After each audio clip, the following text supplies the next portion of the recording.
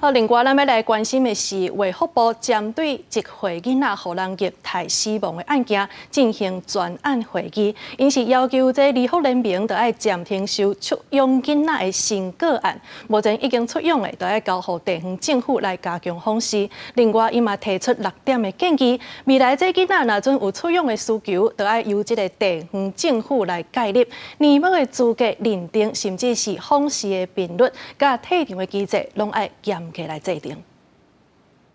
就会查甫囡仔在等待出养期间，疑似令某虐待死亡，知情人士听先证实，原本是阿嬷咧饲，毋过经济条件无好，只好出养。因为阿嬷她实在没有经济能力可以再负担这个小孩，所以她早就有想要这么做。台湾每年平均有2200以上的儿少需要安置，毋过出养服务为者含够裁定，流程要经过年半时间，要搁甲囡仔原生家庭继续联络袂到，出养定数就无法度继续。就算原生家庭有意愿，台湾只有1500外的家养家庭，实在无够。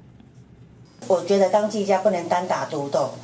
全家人都要有那个向心力。在一个难关的时候，你会想到这一小孩，你会想说，我们这个难关也不算什么。民间团体观察发现，收养家庭无够，将近6成收养家庭照顾者年岁拢超过50岁。少年家庭有意愿较少，台北市议员柯淑华提出质疑。台北市社会局则规定要安排访视员，访视对象是灵宝。11月2日，灵宝阁打电话予访视员，表示有人确诊，先莫来。访视员无去，所以就出代志。儿童权益促进协会创会理事长王维君表示，这摆事件中央地方对儿少保护拢无够积极。儿虐零容忍，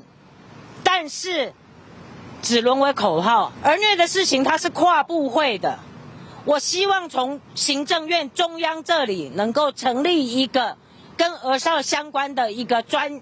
有的办公室。卫福部14日开专案会议，有6点结论，建议未来有出养必要，并将评估为合暂时安置甲收养了后访视工作，全部交予民间团体执行。出养也免只评估家庭经济因素，超过3岁以下应该较严格规范领保资格条件。访视频率也建议无设人退场机制，另外结合幼儿专职医师共同把关。这摆事件也暂停离婚联盟新收出养个案。发文给儿童福利联盟，我们会要求他要暂停新收出养儿童。那已经还在做媒合程序的县市政府，也要跟这样一个收出养的媒合机构，特别是儿福联盟这边要通力合作，一定要来加强访视。目前全国8个民间团体做收出养媒合机构，卫福部强调未来对各项地方政府公权力应该更加积极介入，加强访视，确保囡仔能得到好的照顾。记者综合报道。